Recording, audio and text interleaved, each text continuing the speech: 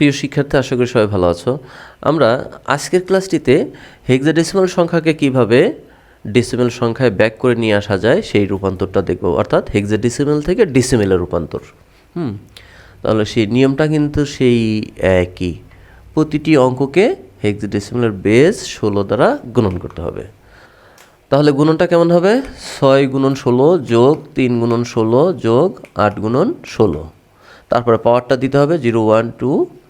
এবার পাওয়ারটা দিলাম। এখন এইখানে পাওয়ারটা ভাঙতে হবে।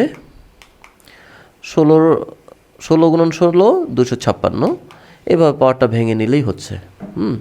এখন যোগ পুরোটা, এই যে গুণনের কাজটা সারলাম, এখানে এই গুণনটা করলাম, এইখানে এই গুণনটা করলাম, এইখানে 8 আর 1 গুণন করলাম। এবং টোটালটা যোগ করলেই আমাদের ফলাফলটা পেয়ে যাচ্ছি। এখন হেক্সাডেসিমেলের সংখ্যাটা তো এইখানে নর্মাল সংখ্যা ব্যবহার করেছি, অর্থাৎ 6 3 8 এইসব সংখ্যাগুলো। কিন্তু সংখ্যাটা যদি এইরকম থাকে যে হেক্সাডেসিমেলের যে অঙ্কগুলা এ থেকে এ পর্যন্ত, সেই অঙ্কগুলোও যদি থাকে, অর্থাৎ 0 থেকে 9 এই অঙ্কগুলোর সাথে যদি ABCD এইসব অক্ষরগুলো যদি থাকে, এই অঙ্কগুলো যদি থাকে, তাহলে সেক্ষেত্রে কীভাবে সমাধান করব? এই ক্ষেত্রেও সেই একই নিয়ম। প্রতিটি অঙ্কের সাথে আমাদের 16 দ্বারা গুণন করে নিতে হবে ফার্স্টে।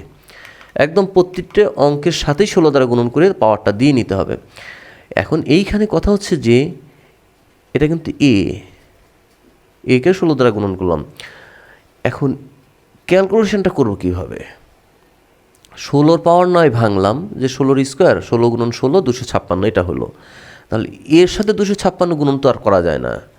তাহলে এর তো নিশ্চয়ই একটা মান আছে। ওই যে আমরা প্রথম ক্লাসে দশমিক সংখ্যা আর হেক্সাডেসিমাল সংখ্যা যখন কম্পেয়ার করেছিলাম, তখন কিন্তু আমরা এরকম একটা চার্ট পেয়েছিলাম। সেই চার্টে দেখা যাচ্ছিল যে এ সমান সমান দশমিকের 10, বি সমান সমান 11, সি সমান সমান 12। তার মানে এখন এই দ্বিতীয় লাইনে এসে এই অঙ্কগুলার, এই যে এ এবং ই, এই দুইটা সংখ্যার মান বসাই দিতে হবে। বসাই দিয়ে হিসাবটা করতে হবে। কেন বসাতে হবে মানটা? কারণ আমরা হেক্সাডেসিমাল থেকে দশমিকে রূপান্তর করতে যাচ্ছি। তাহলে হেক্সাডেসিমালের এই অঙ্কটা আর এখানে রাখা যাবে না। এর দশমিক যে মানটা সেটা এখানে বসাতে হবে। অর্থাৎ এর দশমিক মান কত? 10। আর এটাকে ভেঙে দিলাম 256 যোগ এটাকে 16 পাওয়ার 1 মানেই কত? 16ই হচ্ছে। তার প্লাস ই ছিল না এখানে। এখন ই সমান সমান কত? ই সমান সমান কিন্তু 14। আমাদের এই চারটা কিন্তু অবশ্যই মুখস্থ রাখতে হবে। ই সমান সমান 14। সেই 14টা এখানে বসানোর পরে এই যে 16-র পর 0, এর মান 1, অর্থাৎ এর মানটা এখানে দ্বিতীয় লাইনে বসাতে হবে। তোমরা অনেকেই কী কাজ করো? প্রথম লাইনেই এই মানগুলো বসাই দাও। বসাই দেওয়ার ফলে কিছু একটা ভুল আর একটা চান্স থাকে। আমি এরকম বেশ কিছু খাতা পেয়েছি।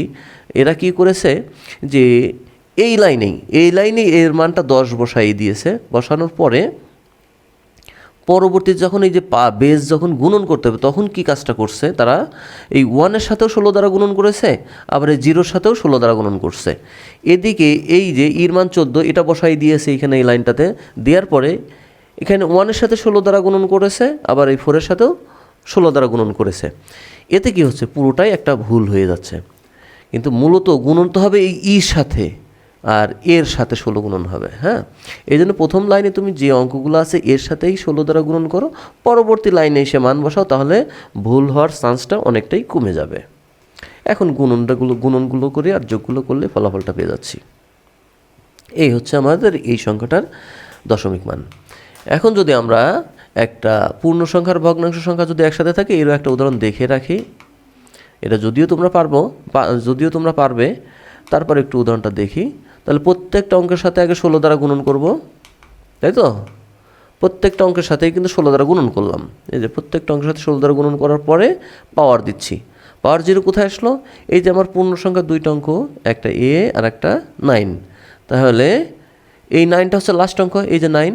এই 9-এর সাথে যে 16টা গুণন হলো, তার পাওয়ারটা হবে 0 1 -1 -2। এখন এটাকে ভেঙে ফেলতে হবে। এর মানটা বসাই দেই এখানে। এর মান হচ্ছে 10। তারপরে 9 গুণন 16, 16-র পর 0 মানে এর মান 1, প্লাস সি সমান কত? সি সমান হচ্ছে 12। তাহলে এখানে 12 বসবে, অর্থাৎ এই যে 12। সি এখানে তুমি সি লিখতে পারো, অর্থাৎ সরাসরি সির মানটাও এখানে লিখে দিত, কোনো সমস্যা নাই। সির মান 12টা এখানে বসাই দিলাম, আর এই 16টা এর নিচে নিয়ে আসলাম।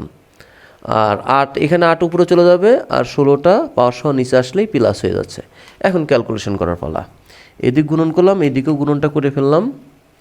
এখন এই পাওয়ারটা ভাঙবো, পাওয়ারগুলো ভেঙে নিলাম। এইদিকে যোগটা করলাম 169 হলো, আর এইদিকে ভাগগুলো করে ফেললাম। ভাগগুলো করলে এই মানগুলো আসছে। এখন টোটালটা যোগ করলেই ফলাফলটা পেয়ে যাচ্ছি। এই হচ্ছে আমাদের হেক্সাডেসিমেল থেকে ডেসিমেল সংখ্যায় ব্যাক করার কৌশল। আগামী ক্লাসটিতে 5 বেস বা 6 বেস থেকে আমরা ডেসিমেল সংখ্যায় ব্যাক করব।